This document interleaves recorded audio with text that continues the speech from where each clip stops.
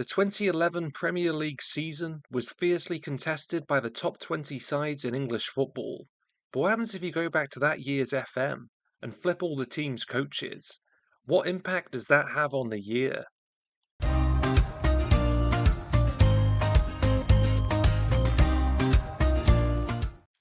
Here are all 20 Premier League coaches who led their sides for the 2011 season.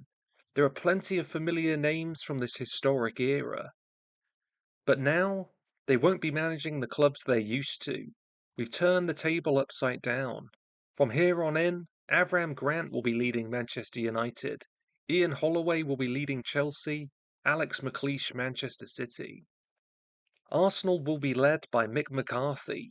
Just 2 years removed from his championship-winning season with Wolves, the Irishman will be hoping to emulate that success in North London. He'll be enjoying a very different playing squad. At the top of the field, he'll be able to deploy a prime Robin van Persie.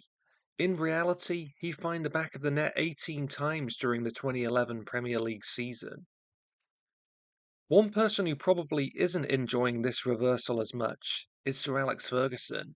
In 2011, he'd comfortably lead his Manchester United side to league glory and also come close to a European triumph before encountering an all-conquering Barcelona.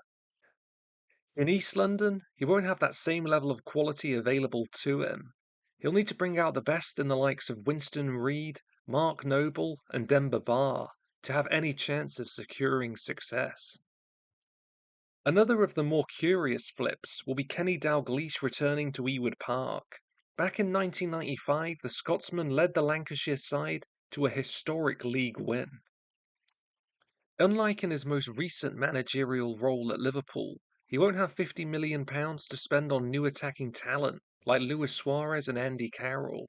He'll have to make do with Blackburn's on-loan forward, Roque Santa Cruz. Here is the full Premier League standings from the 2011 season. With just 10 points separating 19th and 8th, I think we could see a big shake-up in the table. Who knows though? It's going to be dependent on how well each club adapts to their new head coach and tactics. Let's move through the year and see what happens. Roy Hodgson's Sunderland would show a quick start out of the gates, winning their opening 3 matches. Jordan Henderson accumulated 4 goals and assists along the way. Harry Redknapp's side were powerless to resist too. The future England international would find the back of the net again, with an impressive dribble and finish. The match would finish with a 3-1 victory in favour of the North East club. Wigan, on the other hand, had lost all 4 of their opening games, fixed at the bottom of the rankings. Unsurprisingly, Man United would also make a fast start. Avram Grant's side would beat Liverpool by 2. One of the more interesting flips has to be Carlo Ancelotti arriving at Blackpool. The 5 times Champions League winning manager finds himself at a club who'd miss out on survival by a single point. Favouring a 4-4-2 diamond this season, they've been struggling. And things aren't going to get any easier. Mick McCarthy's side are top goalscorers in the division thus far. The form of Marouane Chamakh has been particularly impressive, registering 16 goals and assists in 11 matches. The North West club would open the scoring inside of a minute. Their forward shows great instincts to break in behind before finishing with composure. But the following 89 minutes were nothing short of disastrous. Rosicky adds a third. In the end, it would finish 4-1. Some terrible defensive performances by Blackpool. One team who'd significantly changed their tactical approach is Tony Pulis's Fulham. Here against Spurs, the long ball would provide a 90th minute consolation in defeat. As we entered December, all 20 sides were fiercely contesting every game. Against all the odds, a 9-man Blackburn Rovers would earn a point at the Etihad. At the midway stage of the campaign, here's how the league is lining up. Mick McCarthy's Arsenal have an early lead, but that could evaporate if Chelsea win their game in hand. At the other end of the standings, Ancelotti, Harry Redknapp and Steve Bruce all find themselves occupying a relegation position. There is reason for optimism though. Only 6 points separate 19th and 14th. Escape is a real possibility. So far this season, one of the most impressive performers has to be Kevin Doyle at Wolves. Under Arsene Wenger's tutelage, he's already found the back of the net 12 times. He'd add two more in a convincing victory against Man City. Stephen Fletcher sets him away before beating the keeper with ease. Those two would be the game's only goals, as the Midlands side earned an invaluable 3 points. Ian Holloway's Chelsea were also having a promising campaign. Visiting the Reebok, his side of superstars would make light work of Bolton Wanderers. The 2011 season would be Luka Modric's penultimate in North London. He'd gone to register 4 goals and assists in the league. Under his new coach Roberto Martinez, those numbers have improved dramatically. This late assist on the corner would ensure another point on the road. Two teams who've largely underperformed in the standings are Newcastle and Villa. Goals by Michael Bradley and Darren Bent ensured all 3 points for the Villains. This really was a season with a lot of Midlands clubs competing in England's top flight. As we entered April, Roberto Mancini's Birmingham City made the short trip to the Hawthorns.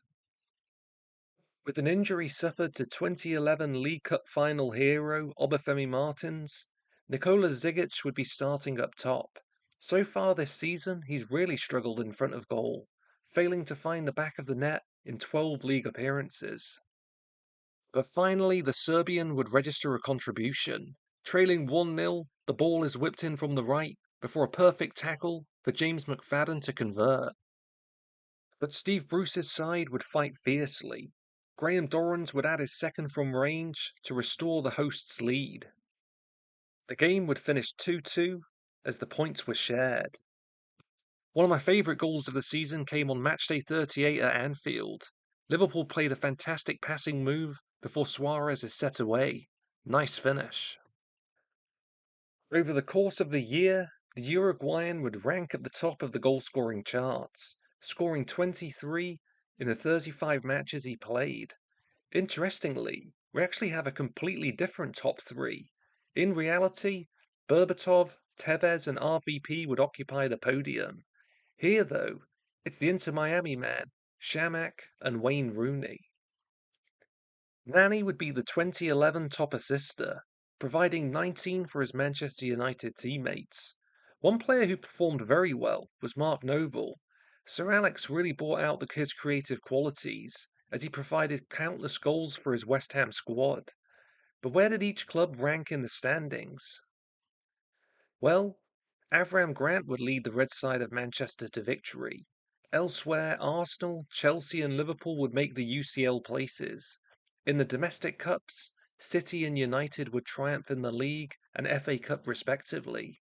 Further down proceedings, Blackpool, West Brom and Wolves would be condemned to the Championship. But which managers made the biggest difference at their clubs? The answer is a little surprising. Roy Hodgson's arrival at the Stadium of Light would see them improve 5 positions, earning a further 27 points. If they'd have accumulated that many points in reality, they would have finished second. Another who made a huge impact was Sir Alex.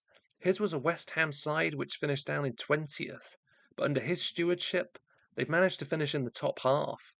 The man who'd have the most negative impact on his club would be Tony Pulis. The Welshman would drive Fulham all the way down to 17th as they struggled to adapt to his tactical approach. What is really apparent with our league table in comparison with reality is just how much the bottom half teams have struggled here. Back in 2011, you'd have needed 39 points to survive. Here it was just 31. In fact, 13th place Aston Villa would have been relegated with that performance had it happened in real life. Premier League has enjoyed some of the best coaches in football history. The 2011 season was no different. Here, as we flipped it on its head, it provided plenty of twists and turns as each side vied to end top of the table.